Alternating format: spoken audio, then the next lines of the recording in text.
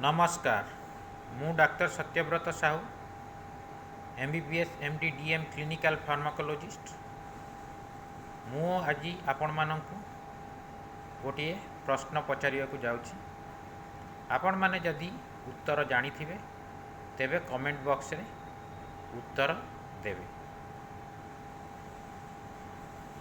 Heart failure कहा कह जाए, हार्ट फेल्योर रो कारण कौन,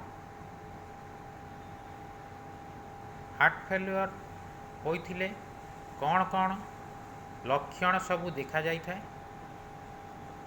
हार्ट फेल्योर रे तो मेकानिज्म कौन, हार्ट फेल्योर रो पैथोजेनेसिस कौन, हार्ट फेल्योर होइथिले आमे को टेस्ट करि थाउ, हार्ट फेल्योर जानिबा पई इकोकार्डियोग्राफी रे कौन देखा जाई थाए, रिपोर्ट रे कौन आसी थाए, हार्ट फेल्योर रो विभिन्न प्रकार मैनेजमेंट गाइडलाइन अछि,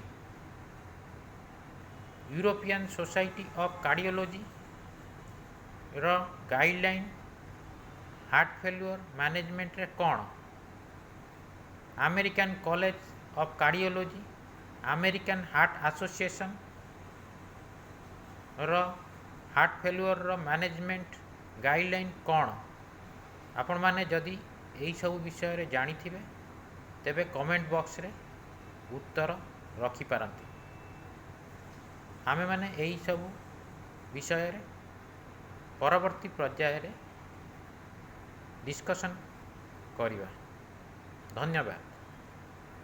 थैंक यू वेरी मच। जय जगन्नाथ।